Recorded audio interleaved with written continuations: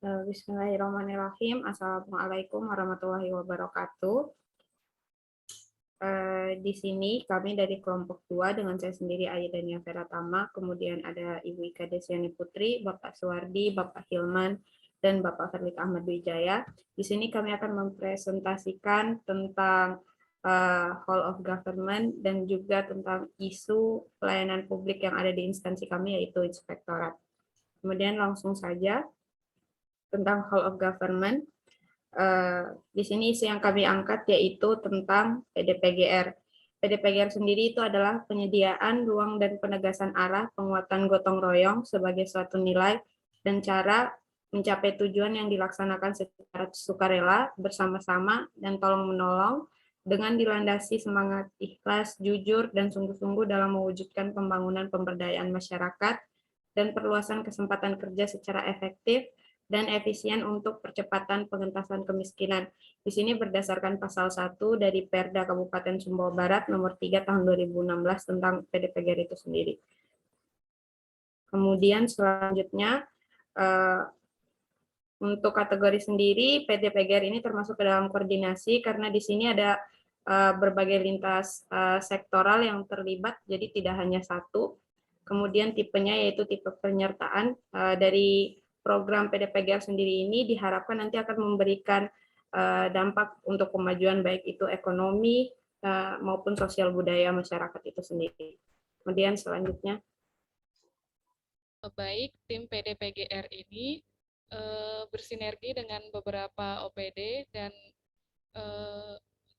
sesuai dengan pasal 18 pada Perda Kabupaten Sumbawa Barat nomor 3 tahun 2016.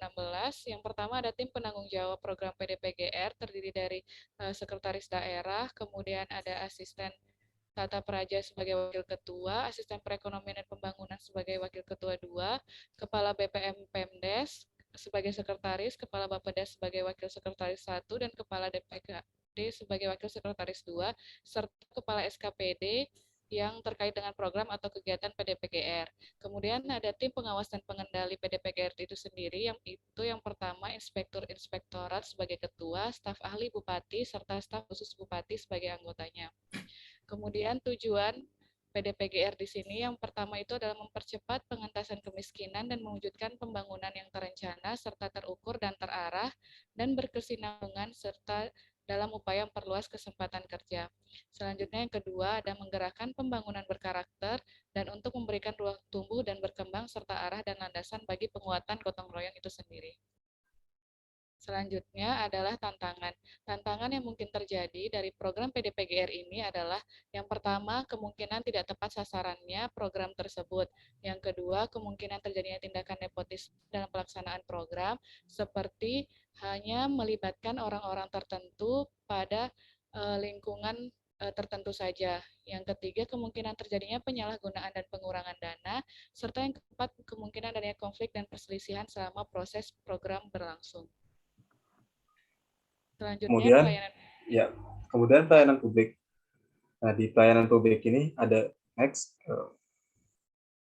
ada permasalahan yang kami angkat dari unit organisasi Inspektorat Daerah Kabupaten Sumbawa Barat, ya ini belum adanya sistem pengolahan pengaduan masyarakat di Inspektorat Daerah Kabupaten Sumbawa Barat. Kemudian untuk mengatasi permasalahan itu, kami berinisiatif atau mencetuskan inovasi, yaitu membuat website sebagai wadah pengaduan masyarakat terkait indikasi penyimpangan penyelenggaraan pemerintahan di lingkup Kabupaten Sumbawa Barat. Next. Seperti yang sudah dijelaskan sebelumnya, bahwa Inspektorat Daerah Kabupaten Sumbawa Barat belum memiliki sistem pengelolaan pengaduan masyarakat terkait adanya indikasi tindak pidana korupsi, di mana dalam hal mewujudkan sistem yang kelompok kami hendak buat, jadi akan bekerjasama dengan Dinas Kominfo dalam menyediakan aplikasi WBS atau Whistleblowing System yang memudahkan masyarakat dalam hal memberikan pengaduan yang kemudian nanti akan ditindaklanjuti bersama dengan aparat penegak hukum. Next. Jadi untuk kategori yang kami pilih terhadap isu ini adalah kedekatan dan pelibatan. Jadi melibatkan masyarakat sebagai pengawas dalam hal adanya indikasi tindak pidana korupsi dalam penyelenggaraan pemerintah daerah. Tipenya yakni aliansi strategis. Next.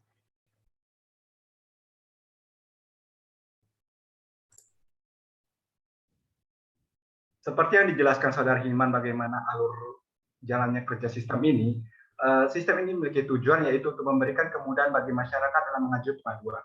Yang kedua, memberikan transparansi informasi terkait tindak lanjut pengaduan dari masyarakat. Ketiga, mewujudkan pelayanan publik yang efektif dan efisien. Dalam sistem ini, kami harapkan bahwa masyarakat membuat akun dan dapat melihat sendiri bagaimana proses laporannya sendiri dan hasilnya bagaimana.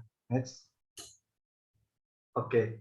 Kurangnya tantangan yang dihadapi untuk membuat sistem ini adalah yang pertama ada kurangnya sumber daya manusia yang dapat mengolah sistem pengaduan masyarakat berbasis IT.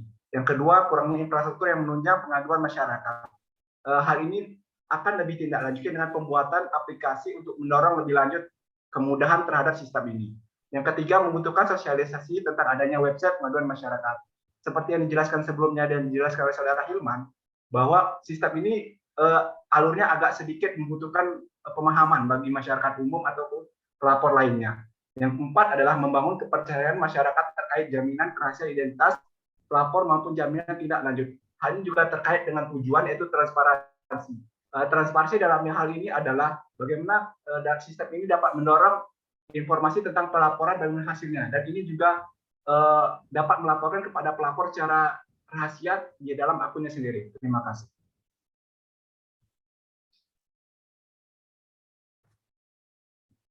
Ya, mungkin sekian presentasi dari kelompok kami. Terima kasih. Wassalamualaikum warahmatullahi wabarakatuh.